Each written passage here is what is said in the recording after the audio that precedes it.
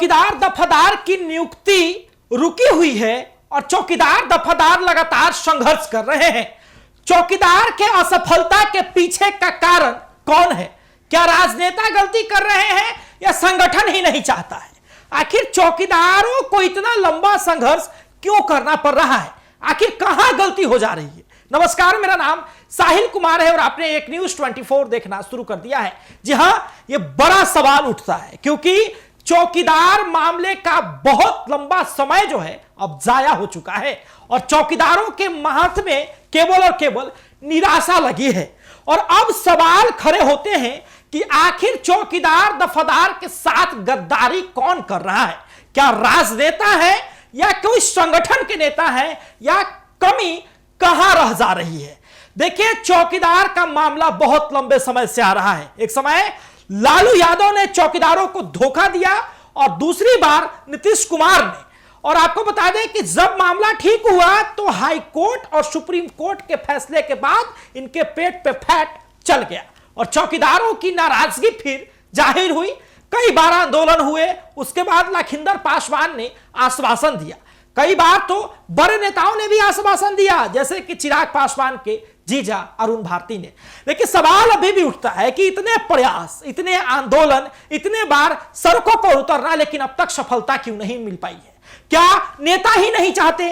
क्या सरकार ही नहीं चाहती कि चौकीदारों की नियुक्ति हो या फिर संगठन ही नहीं चाहता कि चौकीदारों की नियुक्ति हो जाए, यह आंदोलन बंद हो जाए, या फिर कमी कहां रह गई है? सवाल ये बड़ा उठता है। देखिए, यदि आप बात करते हैं राजनेताओं की तो यह स्पष्ट है कि चुनाव से पहले तक के रंग ढंग जो है कहीं ना कहीं चौकीदार मामले में काफी अलग देखी जा रही थी।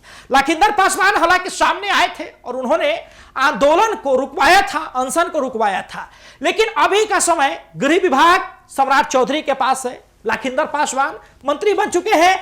चिराग पासवान की भी बिहार सरकार में काफी योगदान है। 19 विधायक हैं, 2 मंत्री हैं। संजय पासवान ने भी आश्वासन दिया है। यहां तक कि संजय पासवान और लखिंदर पासवान जी ने यह आश्वासन दिया है कि आप यदि प्रतिनिधि मंडल बनाकर लाते हैं और हमारे पास लाते हैं तो हम सब मिलकर के जो है सम्राट चौधरी के यहां चलेंगे और वहां जाकर के माननीय मंत्री जी से मुलाकात करेंगे और इस विषय में चर्चा करेंगे कि चौकीदारों के मामले को लेकर के कुछ अच्छा किया जाए।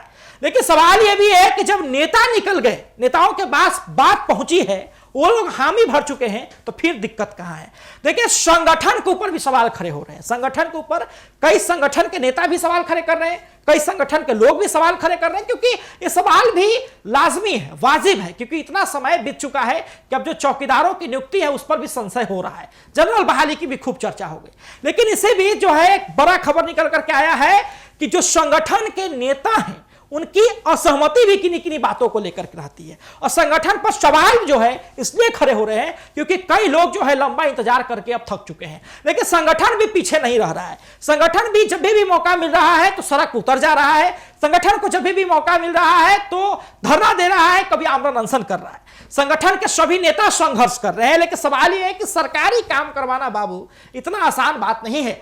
फिर जो है संगठन में एक बात का कॉन्फ्लिक्ट और चल रहा है कि सरकारी या गैर सरकारी। देखिए, चौकीदार के जो लोग हैं वो सरकारी नौकरी ही चाहते हैं, लेकिन ये पहले भी जो है सरकारीकरण इसका समाप्त कर दिया गया था और अभी भी जो चांसेस बनेंगे वो केवल और केवल संविदा पर ही बनेंगे। लेकिन अभी भी बड़ा सवाल है कि इसके बीच में कोई और अड़चन कैसे आ जा रही है। देखिए, कम्युनिकेशन गैप भी एक बड़ा जिम्मेवार हो सकता है, क्योंकि चौकीदार नेता लगातार प्रयास कर रहे हैं, कभी नेताओं से मुलाकात नहीं हो पा रही है, तो कभी जिस नेता से मुलाकात हुई है वो दूसरे नेता के पास जाने के लिए सक्षम नहीं है क्योंकि उसके पास समय का अभाव है। कई तरह के मामले जो है इसमें देखे गए हैं। लेकिन चौकीदारों की नियुक्ति पर एक सर पर तलवार अब इस बात को लेकर के लटक गई है कि जनरल बहाली की चर्चा खूब तेज है और जनरल बहाली जब आएगा तो चौकीदारों की जो नियुक्ति है वो बिल्कुल रुक जाएगी और जो भी आश्रित है उनके हाथ केवल और केवल निराशा लगेगा। हालांकि देखना बड़ा दिलचस्प होगा। हालांकि आप क्या समझते हैं, जो चौकीदार के सदस्य हैं दफादार संगठन के, कि किसकी गलती है, राजनेता की, संगठन की नेता की, या कारण कुछ और है? अपनी प्रतिक्रिया हमें कमेंट बॉक्स में जरूर दें और देखते रहे सभी मिनट्स के लिए एक न्यूज़।